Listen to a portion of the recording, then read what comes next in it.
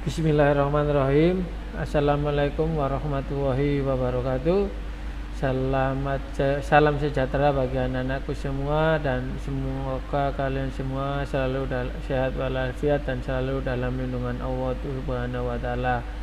Anak-anakku semua, untuk mengawali pembelajaran hari ini, mari kita berdoa bersama. Bismillahirrahmanirrahim. Raditu billahi robba wa bil islami dina wa bi muhammadin nabiyya wa rasula robba sidni ilma warzuqni fahma amin amin ya rabbal alamin. Anak-anakku semua, hari ini kita belajar tema 4, subtema 3, pembelajaran 5, halaman 37. Di era globalisasi ini, Indonesia memegang peran yang sangat penting. Kebudayaan Indonesia yang mendunia membuat Indonesia semakin dikenal. Apa dampaknya bagi warga Indonesia? Ayo kita pelajari bersama. Batik, seni tradisional Indonesia yang mendunia. Seni batik berawal dari seni tradisional yang dibuat khusus untuk para petinggi keraton pada zaman kerajaan di Nusantara. Seiring dengan perkembangannya, kini kain batik telah dipakai oleh berbagai kalangan, bahkan telah mendunia. Pada tanggal 2 Oktober 2009, UNESCO memberikan pengakuan dan pengesahan secara resmi batik Indonesia sebagai warisan budaya dunia. Dalam sejarahnya, Pulau Jawa merupakan titik awal perkembangan seni batik di Indonesia. Ragam motif batik pun dibedakan berdasarkan area pembuatannya. Batik pedalaman dan batik pesisir, berbagai ragam motif dan simbol yang digambarkan di atas sehelai kain memiliki makna filosofi yang menjadi pedoman kehidupan. Kerumitan dalam proses pembuatan, kekayaan ragam dan makna yang terkandung dalam batik Indonesia menjadi daya tarik bagi warga dunia. Melalui berbagai pameran seni tradisional yang diadakan di dalam dan luar negeri, batik Indonesia semakin dikenal dan dinikmati. Bahkan beberapa tokoh dunia gemar mengenakan pakaian dengan motif batik Indonesia. Telah mengenalnya sebagai tanda mata ketika berkunjung ke Indonesia. Mendiang Nelson Mandela misalnya, beliau kerap menggunakan batik Indonesia dalam kesehariannya. Saat ini, batik karya pengrajin tradisional mengalami lonjakan pemesanan dari mancanegara dan untuk pasar dunia. Salah satu strategi yang dilakukan oleh pengrajin batik untuk menembus pasar dunia adalah membuat kreasi motif dan warna yang disesuaikan dengan selera calon pembeli di negara tujuan. Kelestarian batik sebagai seni tradisional harus terus dikembangkan dan dipelihara untuk meningkatkan daya jual dan kesejahteraan pengrajinnya. Secara berpasangan, tulislah hal yang kamu ingat, ketahui lebih lanjut tentang keberadaan batik Indonesia di dunia dalam bentuk pertanyaan. Seperti apa motif batik yang telah dikenal dunia? Daerah mana saja yang memproduksi batik?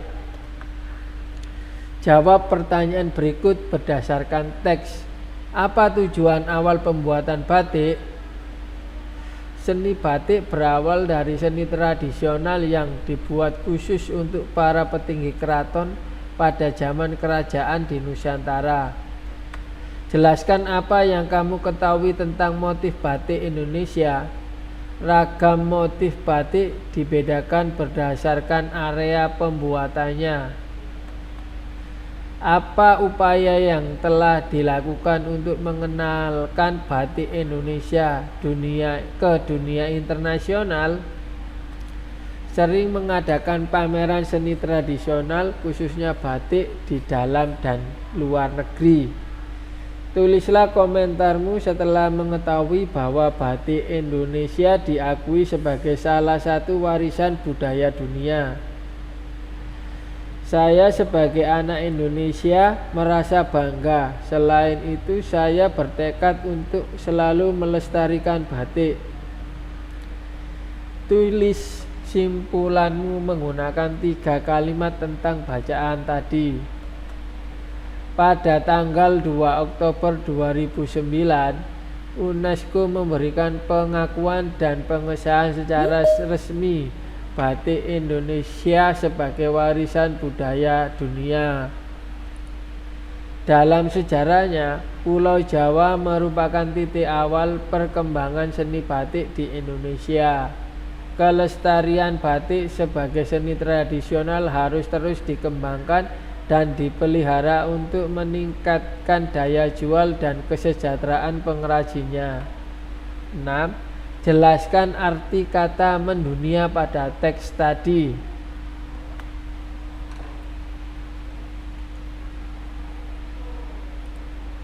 Dikutip dari KBBI, arti kata mendunia yakni terkenal, meluas ke seluruh dunia. 7. Kerjasama apa yang dilakukan negara Indonesia untuk mengenalkan batik ke mancanegara? Indonesia terus mengembangkan kerjasamanya di bidang kebudayaan dengan negara lain, misalkan dengan fasilitas kebudayaan negara-negara ASEAN dan pertukaran kebudayaan. 8. Apa manfaat yang dirasakan ketika batik semakin dikenal? Indonesia semakin dikenal oleh dunia. Jika masyarakat dunia melihat batik, mereka akan langsung tahu jika itu adalah budaya Indonesia. Sebagai warga Indonesia, tentunya kita sangat bangga dengan pengakuan dunia terhadap batik. Indonesia terus mengembangkan kerjasama di bidang kebudayaan dan negara lain, misalkan dengan festival kebudayaan negara-negara ASEAN dan pertukaran kebudayaan. Hal ini akan membuat kebudayaan Indonesia semakin berkembang. Carilah informasi mengenai satu kerjasama Indonesia yang dilakukan dengan negara-negara ASEAN dalam bidang kebudayaan. Tulis pada tabel berikut. Kerjasama dalam kebudayaan. Mengadakan festival seni se-ASEAN. Manfaat bagi Indonesia. Untuk mengenalkan seni asli Indonesia kepada negara-negara anggota ASEAN. Untuk mempromosikan karya seni rupa. Masyarakat ASEAN tertarik dengan budaya Indonesia. Di era globalisasi ini, kita harus tetap mencintai budaya Indonesia. Budaya tersebut merupakan warisan yang tak ternilai harganya. Kebudayaan apa yang ada di tempat tinggalmu? Bagaimana perasaanmu jika kebudayaan tersebut dikenal oleh dunia? Apa dampak yang kamu dan warga tempat tinggalmu rasakan jika warga dunia mengakui kebudayaan itu? Buatlah poster untuk memamerkan salah satu kebudayaan yang ada di tempat tinggalmu. Buatlah semenarik mungkin sehingga orang ingin tahu dan mengenal kebudayaan daerahmu. Jangan lupa perhatikan kriteria poster yang baik yang sudah kamu pelajari sebelumnya. Diskusikan terlebih dahulu langkah-langkah membuat poster. Mintalah pendapat temanmu tentang poster yang kamu buat. Apa slogan mudah dimengerti? Slogannya mudah dimengerti. Apakah bahasa yang digunakan sudah baik dan mudah dimengerti? Bahasa yang digunakan baik dan mudah dimengerti. Apakah ilustrasi menarik dan mudah diingat? Ilustrasinya menarik dan mudah diingat. Apakah tata letak dan tulisan sudah baik? Tata letak dan tulisan sudah baik. Era globalisasi memberikan kesempatan kepada semua orang untuk terus mengembangkan dirinya. Era ini memberikan kesempatan yang seluas-luasnya. Pada pembelajaran sebelumnya, kamu sudah bereksplorasi tentang kubus. Sekarang tulislah kubus dalam diagram Freyr berikut. Tulislah contoh, bukan contoh, ciri-ciri dan kesimpulanmu tentang kubus. Detailkan contoh Rubik dadu, bukan contoh ban, roda, dan kelereng. Ciri-ciri: memiliki 12 rusuk yang sama panjang, 6 bidang berbentuk persegi, dan 8 titik sudut. Kesimpulan: masing-masing bagian kubus memiliki ukuran yang sama. Demikian pembelajaran hari ini. Semoga ilmu yang Pak Andi sampaikan dapat bermanfaat bagi kita semua. Untuk mengakhiri pembelajaran, mari kita berdoa bersama. Bismillahirrahmanirrahim. Allahumma inna istadhi'uka ma'alam tanihi fardudhu ilayya inda hajati wala tansanihi ya rabbal alamin.